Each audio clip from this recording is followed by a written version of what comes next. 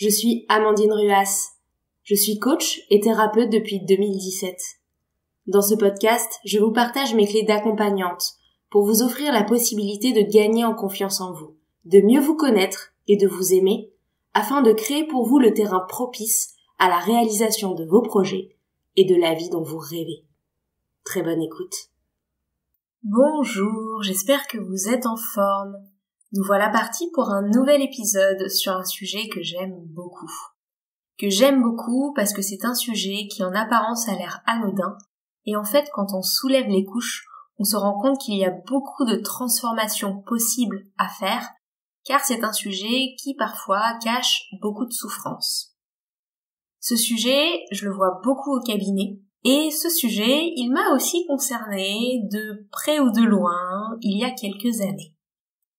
Ce sujet, c'est le sujet du fait d'être un bourreau de travail, un surperformeur, un perfectionniste, quelqu'un qui n'arrête jamais tant qu'il n'a pas réussi, tant qu'il n'a pas fini, quelqu'un qui réussit tout et très souvent qui fait très bon effet à son manager, à ses amis qui admirent, à ses parents aussi parfois, à son compagnon ou sa compagne.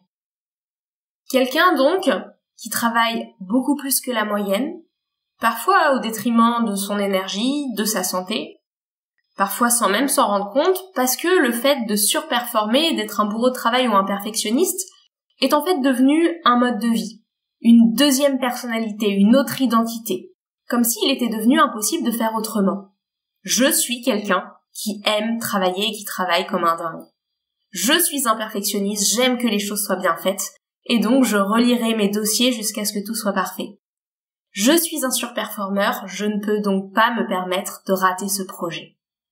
Le travail et la réussite ne deviennent plus alors des attributs, mais une deuxième identité. Aujourd'hui, c'est de ça dont je vais vous parler.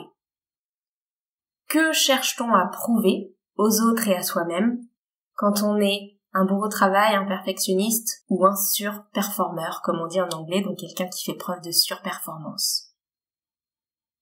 Certes, pour soi, ça crée un sens de la fierté, une impression de donner le change, une impression de pouvoir sur sa vie, une impression de force, de contrôle. Peut-être aussi une impression d'être invincible. Autour de nous, ça fait souvent son effet, avec parfois de l'admiration, voire de la jalousie. Mais si ce n'était qu'une seule face de la pièce, cette histoire-là? Et si de l'autre côté de la pièce, il y avait peut-être de l'épuisement, du surmenage, de l'anxiété, de la peur de l'échec, de la peur de décevoir? C'est ça qu'on va aller regarder aujourd'hui.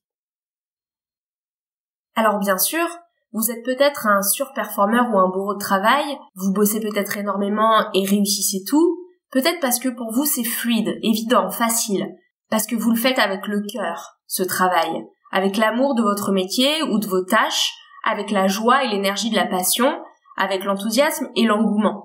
Et dans ces cas-là, vous ne correspondez pas forcément au type de profil dont je parle dans cet épisode. Vous correspondez plutôt au profil du passionné. Dans ce cas-là, parfait. Votre travail ne puise pas votre énergie, il vous en donne. Vous réussissez non pas parce que vous avez peur d'échouer, mais parce que vous êtes à fond et passionné par ce que vous faites. Vous n'avez pas peur de l'échec, puisque pour vous, l'échec est une occasion d'apprendre. A contrario, par contre, si vous rendez compte que vous êtes un bourreau de travail, non pas par passion, mais parce que vous vous êtes forgé une identité qui vous enferme, car vous ne savez plus faire autrement qu'être parfait, que réussir, que performer, qu'accepter tous les dossiers, tous les projets, et tout ça par peur de déplaire, de rater ou d'échouer, voire même de ne plus exister au lieu des autres, alors cet épisode va vous intéresser. En anglais, il existe des termes pour parler de ça.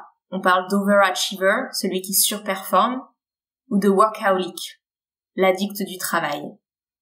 En France, on dit plutôt bourreau de travail. Cependant, on peut être un bourreau de travail, bien sûr, au travail, mais aussi dans toutes les sphères de notre vie.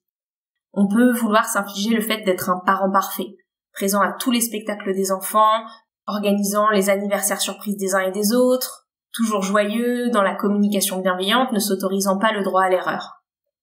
On peut aussi vouloir être un bourreau de travail dans notre couple, en étant ce conjoint parfait qui gère tout, organise les vacances, les soirées, les sorties, met du piment dans le couple. On peut aussi être ce bourreau de soi dans nos amitiés d'une certaine façon. en se rendant cet ami toujours disponible, toujours présent, qui vient à toutes les fêtes, tous les anniversaires, quelle que soit la fatigue, quelle que soit l'énergie.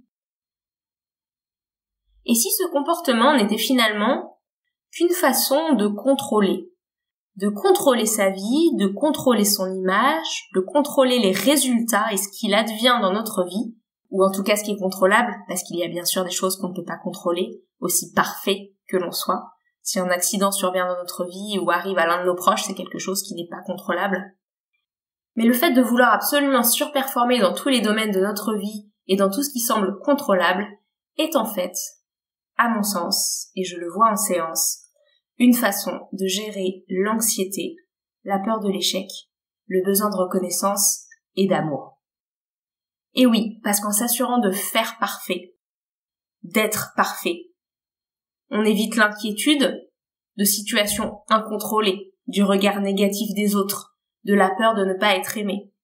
Si vous êtes parfait en venant à la soirée d'anniversaire de votre meilleur ami avec un superbe cadeau dans les mains, alors que vous êtes épuisé, que vous auriez eu besoin de rester chez vous dormir et que vous avez pris sur votre temps personnel pour trouver ce cadeau alors que vous n'avez pas une minute à vous depuis des semaines, oui, vous serez cet ami parfait, mais vous n'aurez pas été parfait vis-à-vis de vous.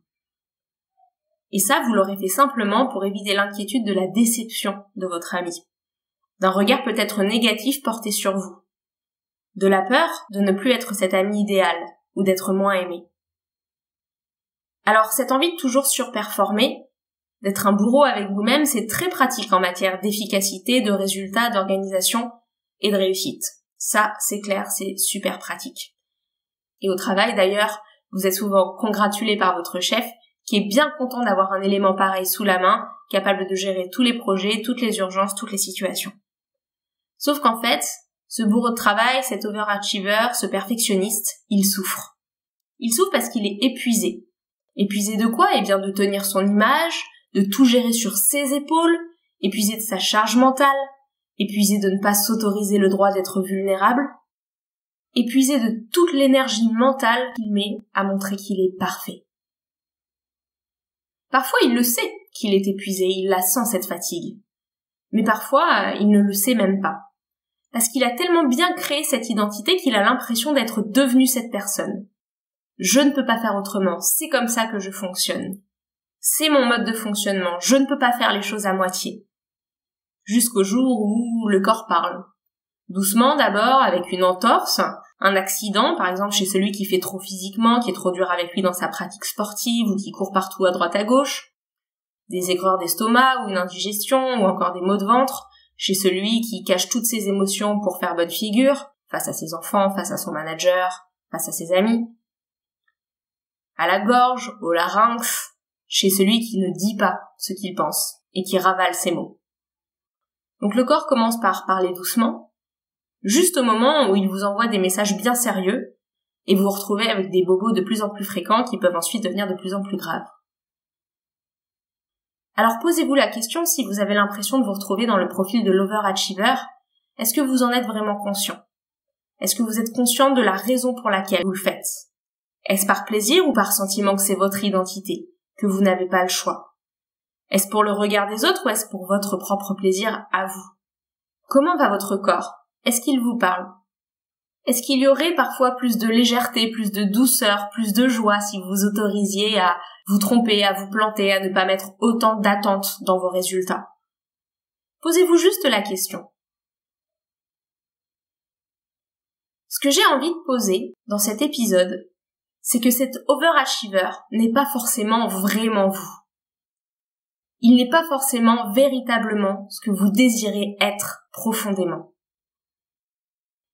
Très souvent, le fait d'être un bourreau de travail est en fait la trace de notre passé, un automatisme de personne qui est habituée à faire plaisir, à bien faire, un automatisme de bon élève, de personne forte, si bien ancré qu'on en a oublié que c'était un mécanisme de survie qui nous a servi dans l'enfance et qui est devenu une deuxième peau. Alors pourquoi est-ce que je parle ici de mécanisme de survie et pourquoi est-ce que je parle de traces de notre passé? En fait, très souvent, l'hyperperformance, c'est une stratégie pour s'adapter, pour survivre, pour dépasser la douleur, dans l'enfance le plus souvent, par rapport à un traumatisme passé. Ce traumatisme, ça peut avoir été ce qu'on appelle un traumatisme simple ou un traumatisme direct, c'est-à-dire un traumatisme bien identifié dans le temps. Un accident de voiture, une agression sexuelle, une frayeur parce qu'on s'est fait mordre très fort par un chien, un grand stress quand on a vu un parent malade. Donc un trauma simple, c'est un trauma précis et identifié dans la ligne du temps. Mais le trauma peut être aussi dit complexe, c'est-à-dire qu'il est soit répété, comme des abus sexuels réguliers qui reviennent, ou soit non identifié dans le temps, par exemple quand un parent criait très souvent, ou qu'il était la plupart du temps absent, ou qu'il n'accueillait pas vos émotions. C'est quelque chose qui est répétitif, qui est généralisé et on ne peut pas le dater. Que ce soit un trauma simple ou un trauma complexe, donc, il se trouve que face à ces douleurs, le corps est plutôt bien fait. Et il va alors mettre en place un mécanisme pour protéger le petit enfant qui est en vous. Ce mécanisme, c'est un mécanisme qu'on appelle le mécanisme de dissociation, qui est mis en place par le corps pour ne pas trop souffrir. Il existe plusieurs mécanismes de dissociation. Soit on lutte, et on va se défendre, on va se mettre en colère, on va crier, on va se battre, on va prendre sa vie en main, on va contrôler, on va faire des choses pour reprendre le contrôle sur une situation douloureuse, ne plus sentir cette douleur, ne plus la voir, ne plus lui laisser prendre toute la place. Ça, c'est la première possibilité.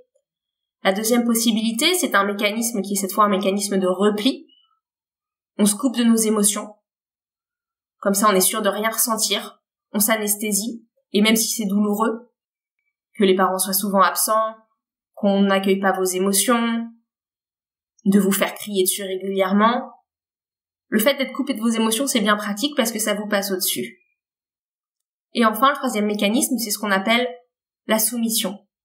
C'est le fait de se plier aux injonctions directes ou indirectes de l'autre, faire ce que dit le parent qui crie, accepter que les parents sont souvent absents en se disant que c'est normal qu'ils travaillent beaucoup, se soumettre à son agresseur en se racontant qu'il fait ça pour de bonnes raisons. Voici donc les trois mécanismes. Lutte, repli ou soumission. La surperformance, dans ces trois mécanismes, est un mécanisme de lutte. Il s'agit de reprendre le contrôle. Il s'agit d'une façon d'agir, de prendre les choses en main, de façon à éviter que les émotions trop douloureuses ne surviennent. La surperformance, donc, dès l'enfance, est le fait de faire sans cesse, de montrer, de prouver, de battre l'autre, de gagner, d'être le meilleur, d'être bon à l'école, de répondre aux attentes des parents, d'acheter l'amour de l'autre, afin de ne plus ressentir les émotions douloureuses et d'attirer à soi l'amour et la reconnaissance pour venir réparer ce qui a été blessé en nous. Par exemple, vous deviez être parfait à l'école pour avoir de la reconnaissance de vos parents, et donc aujourd'hui, vous continuez à l'être au travail, au détriment de votre santé, alors même que vos managers sont déjà très contents de vous et que vous n'avez rien à prouver à personne. Mais le mécanisme de ce petit enfant qui devait absolument être parfait à l'école est devenu un automatisme à l'âge adulte que vous avez continué de mettre en place. Mais tout ça, ce sont des mécanismes de survie, des mécanismes qui ont été mis en place dans l'enfance et qui sont ensuite devenus des habitudes, mais qui ne sont pas vous à l'âge adulte, qui sont une version de vous qui a créé des habitudes dont elle est capable de se défaire. Une version de vous qui a développé comme façon de moins souffrir d'un traumatisme passé ces comportements pour lutter contre l'anxiété trop forte, la peur de ne pas être aimé, l'incertitude, la peur d'être abandonné, rejeté, trahi, délaissé. Et ces comportements, à l'âge adulte, se sont installés dans le temps, ils se sont sédimentés, alors même qu'à l'âge adulte, ils ne sont plus utiles aujourd'hui. Je vous donne quelques exemples que j'ai vus récemment en séance. Le premier exemple, c'était une jeune femme qui se sentait devoir être parfaite quand elle était enfant, pour avoir la reconnaissance de ses parents. D'être toujours la première pour être félicitée, d'être toujours la première pour pouvoir être câlinée. Et à l'âge adulte, aujourd'hui, elle a continué à l'être au travail, et ça au détriment de sa santé. Aujourd'hui, elle est épuisée, et alors même que ses managers sont déjà très contents d'elle, elle continue. Et elle a l'impression que si elle n'est plus cette super salariée bien meilleure que les autres, elle n'existe plus, elle ne sera plus aimée, elle sera à risque. Eh bien, c'est l'enfant en elle, la petite fille en elle, la bonne élève en elle, qui a sédimenté ses habitudes et qui ne s'en est pas délestée à l'âge adulte. Un autre exemple que j'ai vu récemment, c'était un jeune homme cette fois, qui à l'âge adulte était complètement coupé de ses émotions. Il comprenait pas vraiment pourquoi, il disait oui à tout sans jamais se mettre en colère, il pleurait jamais, il disait qu'il n'avait pas peur, il se sentait un peu anesthésié. Et en fait, en faisant le travail, on s'est rendu compte que il avait mis en place ce mécanisme de contrôle de ses émotions parce que quand il était enfant, ses parents criaient beaucoup à la maison et que s'il pleurait ou qu'il disait qu'il n'était pas content ou en colère ou surpris, il se faisait crier dessus. Et donc, il a mis en place un mécanisme qui est cette fois-ci plutôt un mécanisme de repli pour paraître parfait de l'extérieur, ne pas blesser ses parents et acheter leur amour. J'ai un troisième exemple d'une jeune femme qui, quand elle était adolescente, devait gérer pour tout le monde à la maison. Elle gérait ses frères et sœurs, elle organisait les repas, les dîners, ses parents étaient absents, et elle se retrouvait à être celle qui gérait tout toute seule. À tel point qu'aujourd'hui, à l'âge adulte, elle dit que elle se retrouve à être toujours celle qui fait pour les autres, pour ses amis, pour son compagnon, pour ses enfants. Elle fait tout à la place des autres et ça lui paraît normal. Et elle a même l'impression d'ailleurs qu'elle ne peut de toute façon compter que sur elle-même, qu'elle est un modèle d'ultra-autonomie, alors qu'au fond elle aimerait tellement se reposer sur l'épaule de quelqu'un, mais elle ne peut pas faire parce qu'elle ne sait pas faire, parce que c'est la petite fille en elle, l'adolescente en elle, qui a appris que pour survivre, il fallait faire pour les autres. Et là aussi, elle est devenue une bourreau de travail dans sa vie personnelle, professionnelle, avec ses enfants, en disant « je suis autonome », non pas parce que elle est profondément comme ça, même si bien sûr une partie d'elle l'est, mais elle pourrait être autre chose également. Donc non pas parce qu'elle est profondément comme ça, mais parce qu'elle a appris à être comme ça. On n'est pas, une fois pour toutes et pour toujours, une machine de guerre. On n'est pas, une fois pour toutes et pour toujours, un enfant qui ne pleure jamais. On n'est pas, une fois pour toutes et pour toujours, un hyperactif qui ne s'arrête jamais. On n'est pas quelqu'un qui peut tout encaisser. On a mis en place une habitude qui est devenue un mode de vie, mais on n'est pas cela. Alors vous allez peut-être me dire, oui, mais ce comportement de bourreau de travail, d'overachiever ou de personne parfaite dans la vie, il me sert. Bien sûr qu'il vous sert. Il vous sert pour cette belle carrière, il vous sert pour l'image que vous renvoyez, il vous sert pour l'impression d'avoir votre vie sous contrôle, pour le sentiment de fierté, pour les relations que vous avez entretenues grâce à ça. Bien sûr qu'il est utile, et je vous demande pas de l'abandonner complètement. Mais est-il utile par contre d'aller aussi loin? D'aller jusqu'à l'épuisement, d'aller jusqu'au dégoût, d'aller jusqu'au ras-le-bol? Est-il utile d'en faire une nouvelle identité au point que c'est devenu rigide, au point que vous ne pouvez plus vous arrêter de travailler, que vous ne savez plus dire non aux autres, que vous vous coupez complètement de vos émotions pour paraître parfait de l'extérieur? Est-ce vraiment ce que vous voulez, le fait de transformer ce symptôme d'une anxiété profonde dans l'enfance ou d'un traumatisme en identité dont vous ne pouvez même plus vous détacher à l'âge adulte alors même que ça vous pèse? Je vous invite à vous poser la question. C'est humain, bien sûr, de s'identifier au traumatisme d'enfance comme si c'était soi. C'est humain et c'est plus simple, parce que ça évite de regarder une réalité trop douloureuse qui est ce qui a été blessant durant l'enfance. Alors c'est un peu devenu une habitude qui est comme un costume qu'on confond avec sa propre peau. Mais à partir du moment où vous en avez pris conscience, vous avez déjà fait les premiers pas pour vous en débarrasser, pour retrouver un équilibre. Un équilibre entre la personne autonome, parfaite, qui réussit, et la personne qui parfois a le droit à l'erreur, a le droit de demander de l'aide, a le droit d'être vulnérable, a le droit d'être fatigué, a le droit de ralentir. En prendre conscience, oui, c'est donc la première étape. Mais après, comment faire? Comment faire pour se débarrasser de ces vieilles habitudes quand on a pris conscience qu'elles ne nous servaient plus? Déjà, cette prise de conscience, elle peut avoir lieu en vous-même, par exemple en écoutant cet épisode, en écoutant d'autres ressources par d'autres coachs ou thérapeutes, en discutant avec des amis, des proches, avec votre conjoint, avec votre thérapeute, avec votre coach. Mais une fois que c'est fait, la deuxième étape, c'est de se demander quelle part de ce symptôme nous sert vraiment. Parce que oui, certaines parts nous servent. Et lesquelles nous nuisent. Qu'est-ce qui, dans le fait de bosser comme un dingue, nous est utile et nous apporte peut-être la sécurité financière. Mais qu'est-ce qui nous nuit? Peut-être le fait de travailler après 20 heures tous les soirs qui crée une énorme fatigue et une énorme pression.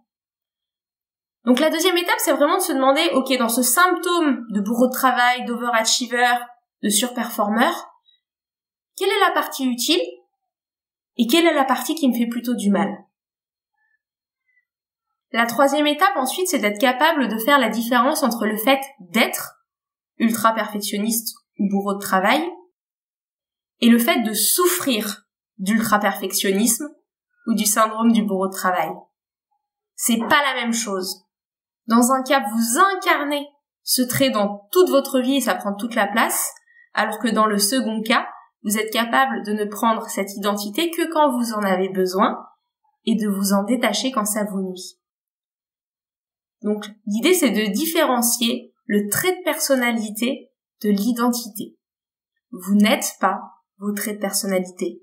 Vos traits de personnalité sont comme les couleurs d'une palette que vous choisissez en fonction du tableau que vous voulez peindre.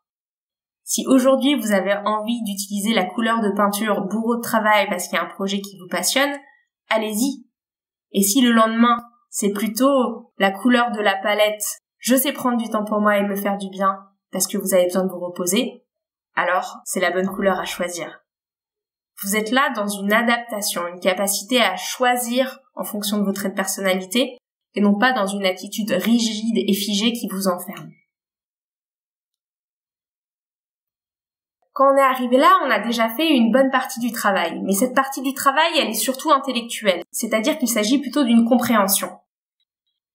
Moi, ce que j'aime vous inviter à faire, c'est d'aller plus loin. D'aller au-delà de la simple compréhension intellectuelle pour faire ce qu'on appelle le travail d'intégration émotionnelle. C'est-à-dire de pouvoir vous débarrasser de toutes les émotions qui sont liées à ce traumatisme pesant, à cette peur d'échouer, à cette peur de ne pas être assez, à pouvoir les traverser dans un environnement sécurisant et bienveillant pour ensuite pouvoir vous en délester.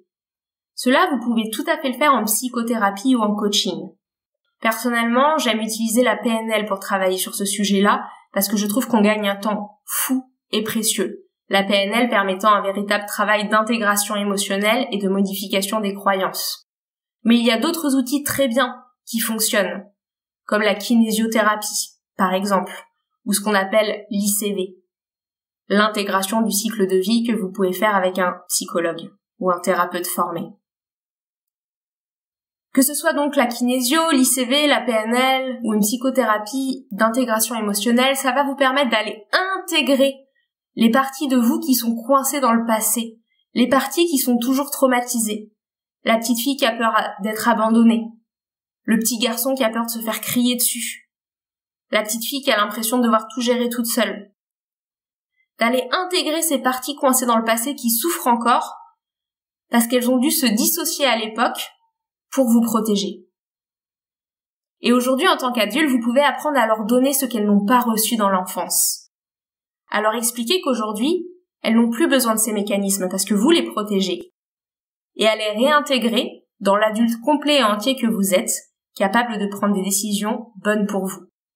La décision d'être performant ou non, la décision de lâcher prise quand c'est bon pour vous, la décision de dire oui quand vous le souhaitez et de dire non quand vous avez besoin de mettre vos limites.